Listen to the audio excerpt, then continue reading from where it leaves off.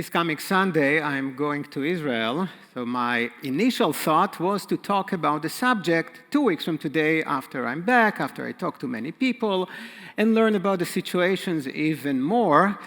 But so many things are happening so fast, and almost every paper you open, every magazine talks about Israel. Even this morning, I saw the Economist that had the title, Is Bibi Ruin Israel? So it's everywhere, everyone is talking about it, so I'll talk about it too, and maybe in 2 weeks I'll talk more about it, because things will happen and hopefully I will gain some more knowledge.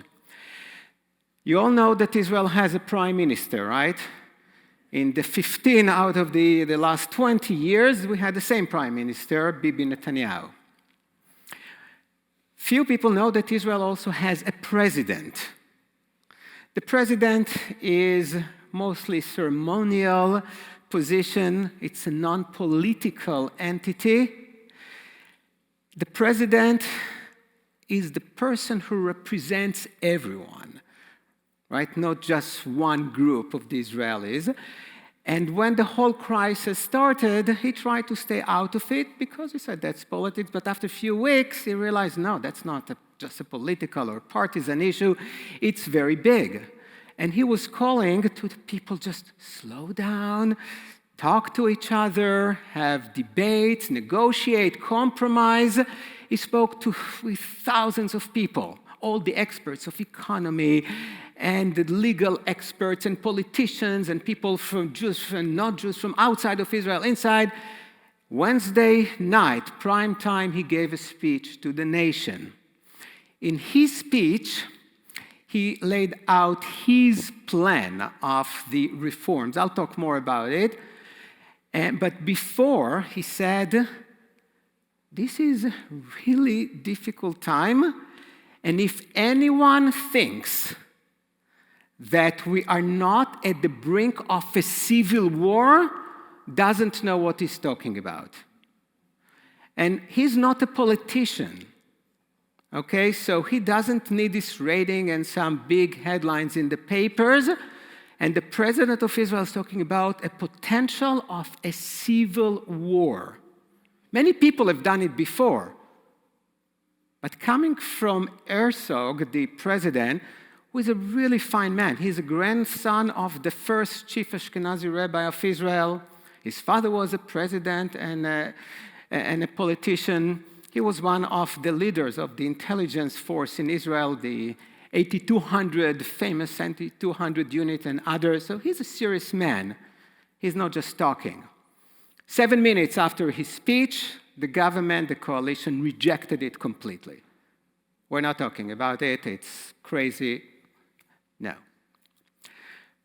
In a few weeks, we're going to ask the question, Ma nishtana layla zeh? How is this night different from all other nights? So how is this crisis different from all other crises that our beloved country had? And just like during the Passover Seder, I'm going to give you 4 very short answers, and then I will elaborate a little bit. First of all, is the magnitude of the demonstrations. Tomorrow night is going to be the 11th week. It started with a relatively smaller number because it was rainy, like 70,000. Last Saturday night, 500,000 people all over Israel were on the streets. Israel has only 9 million people. Do the math. More than 5% of the Israelis were on the streets. My parents, who are not political activists at all, would not miss a demonstration because they feel, like so many Israelis, that there is a serious danger. Something bad can happen, and we have to fight to preserve Israel as a Jewish democracy. So that's the first thing that is completely different than the past. It's not that we didn't have demonstrations, but none of them lasted for 10, 11 weeks in a row, and they are getting bigger. Second thing, for the last 75 years, there was a tacit covenant, agreement, between two parts of the Israelis, the religious or the ultra-Orthodox group and the more secular people. The secular said, we want Israel to remain a democracy, a liberal democracy. And for that, we agree that we are the ones who would serve in the army. We will develop the economy. We will be the ones to pay taxes while you can study Torah all day long in your yeshivas. But just let us keep Israel as a democracy. It's a Jewish democracy, but as a democracy. Now, there have been arguments and struggles all the time over different things like kosher restaurants and which road to close on Shabbat and not, but these were small things. But now, when they feel that the ultra-Orthodox and some other groups on the far right want to diminish Israel as a democracy, for them it's a deal breaker. We're the ones who bear all the burden, and you're going to ruin what we have built in the past 75 years. You break the covenant. 3, there are two groups that always stayed out of any political debate. One of them are we call them in Israel the high-tech people, the technology people. Israel is a startup nation. Many of us read the book. The GDP per capita in Israel is $52,000, much greater than England and even slightly greater than Germany.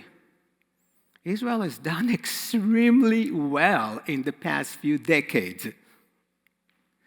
So those people who are in charge of that, who brought Israel to be this technology empire almost, they stayed out of politics. This time, they say no more. Because if this plan will come to fruition, it will ruin the foundations of Israel as a technological hub of the area. People won't do business with us. And we already see. The shekel went down significantly. Billions of dollars are already left Israel. And so many people around the world and in Israel warn Israel. If it continues like that, your credit ranking will go down, because people don't want to invest in a place that is not perceived stable enough. So they join, or many of them actually are the leaders of all these demonstrations. But the huge surprise that nobody could see was the most sacred institution in Israel. The only institution that get the respect of more than 80%, and this is the army. Israelis have almost no respect for their politicians. Not even tremendous respect for the judicial group. But the army, well, always above everything. And the army has been above everything for 75 years. Never interfered in any debate inside of Israel until now. It started with the pilots. But before that, Israel has by far the biggest, the best, the mightiest army in the Middle East, and this is how we survived all these years. But half of this magnificent army is based on reservists. Half. The army without the reservists just cannot function. And there are specific groups in the army that they train every week. It's not like when I was in the army, I had to go for 1 month a year. So I knew 1 month I went and I did what I did, and that's it. Pilots have to give 1 day a week because they have to be trained constantly. Right? It's not Tom Cruise can make one movie about Top Gun and then 30 years later he's still in a great shape. And it doesn't work like that. And these pilots are those, if you read in the papers, of the Israeli attacks on some Syrian and some Iranian places, targets in Syria. These are the reservists. Okay, that's what they do. And when they said, a huge majority of them, were not showing up for training, I think everyone was shocked. I was. Because nobody could have expected it. And more than that, many of the reservists of the special units said the same. We volunteered our lives, we did everything for the country, but if this country is going down this path, we're not going to give our lives for that. All the Air Force chiefs who are still alive, I believe there are 8 of them, wrote a letter and said, you have to stop this crazy process. People really did not think that the army will get involved. Just not something that the army has ever done. But people really feel that they are fighting for the most sacred thing they have, their country. It was much easier to fight an outside enemies. We really know how to do it, and we do it well. But to fight among ourselves, that's a much harder challenge that we have no history of. I mean, we have history, but not in the past 75 years. And the last thing that makes this crisis different is that we can have a constitutional crisis. And I'm using this word constitutional with hesitation because I'll say in a minute Israel has no constitution, which is probably the biggest problem. Why is that? Because the government, in a few weeks, can legislate a law, the Supreme Court can knock it down, and then you will have the army, the police, the Shin Bet, which is sort of the FBI, and the Mossad having to decide whether they're listening to the politicians, to the government, or to the Supreme Court. And nobody knows what to do or what they would do. And if you think that it's just a hypothetical, theoretical issue, let me tell you something that happened last week.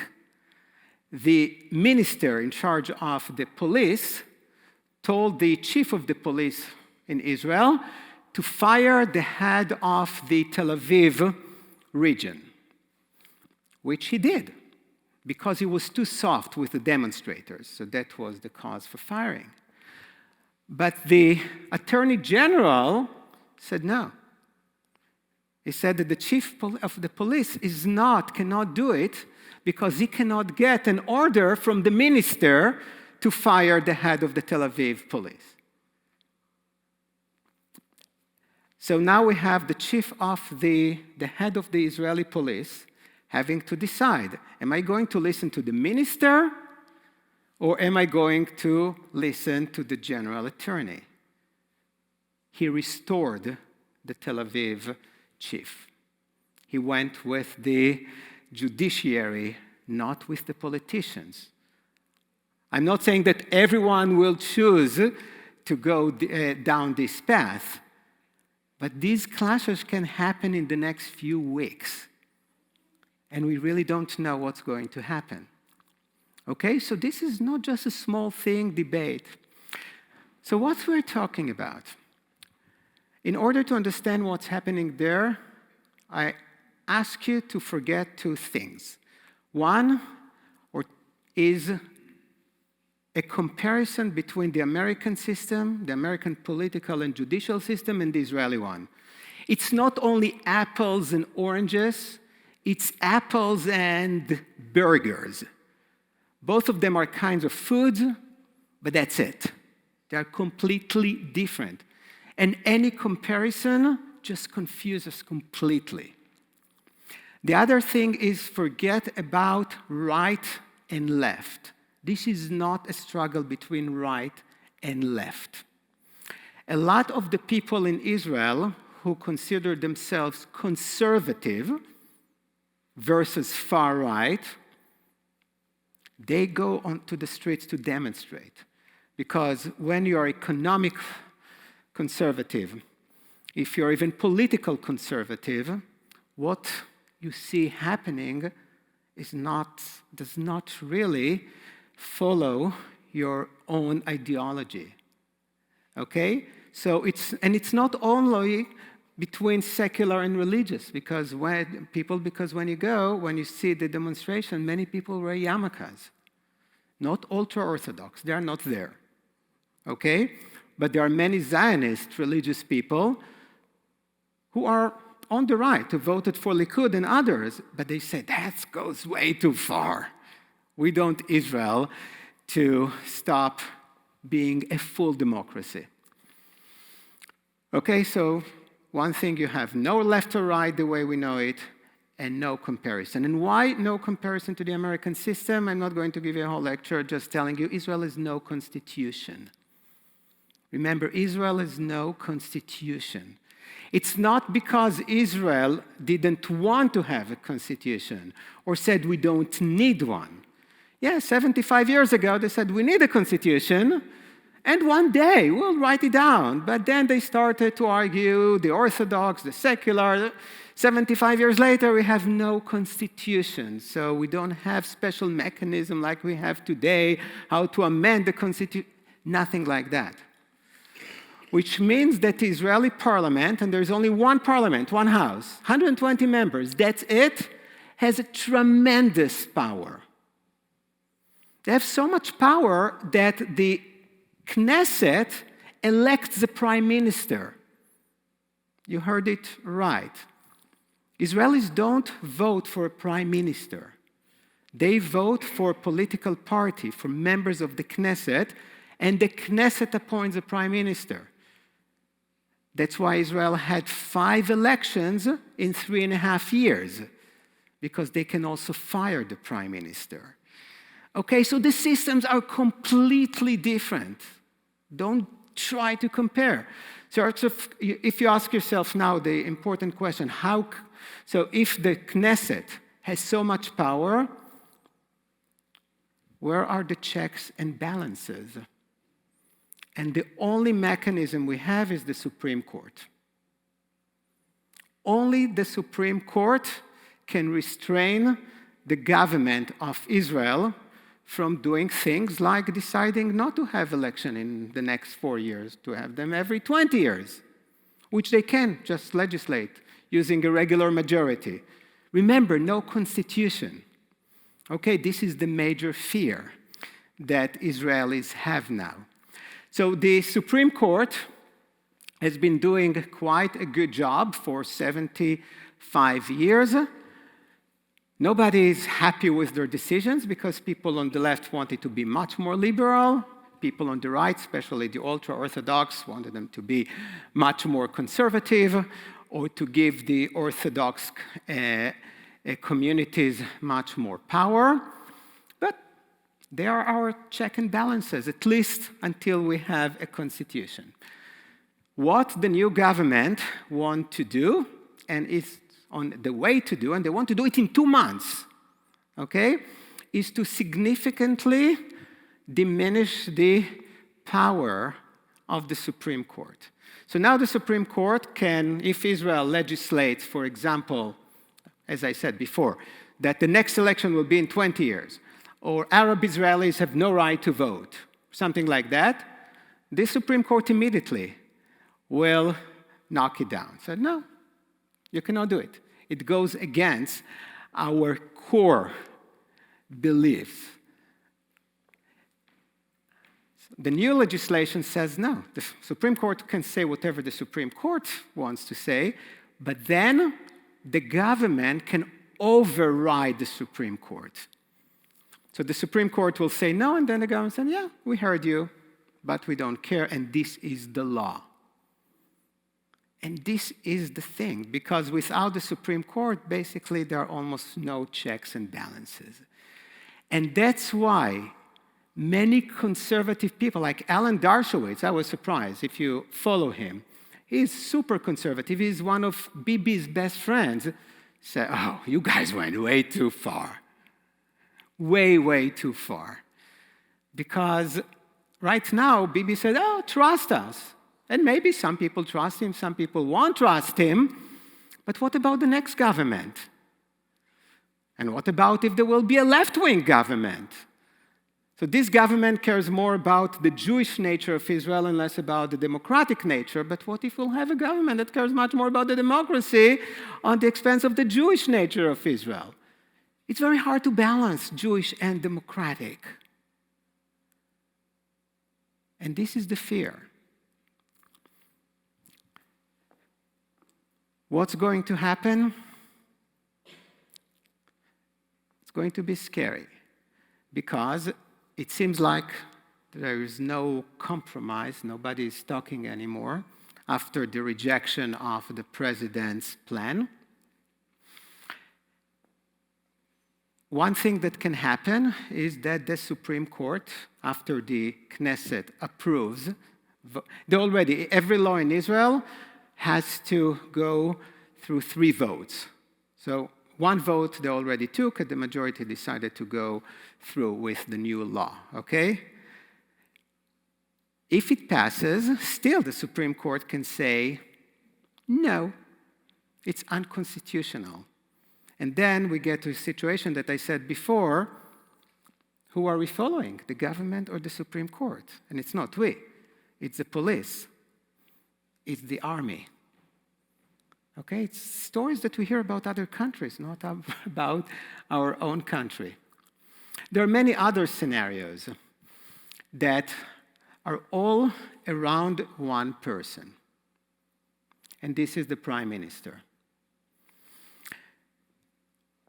Everyone who wrote an article about Israel says how divided the Israeli society is. I don't think so. I really don't think that the society is so divided. It used to be until 2000, more or less, that Israel, like many countries, had right wing and left wing. Since 2000, there's no left wing, or virtually no left wing. There was one left-wing party until a few months ago, Meretz, gone. Almost all the Israelis are in the center. Some are tiny bit right of center, some are tiny bit left of center. Most of the people who are not in the governing coalition of Netanyahu agree with him and his party on almost everything. So why wouldn't they join Netanyahu? Only because of Netanyahu. Netanyahu is standing to trial. This is the 4th year that he is still into this trial of corruption and some other things. And they say, no, let's deal with your problems.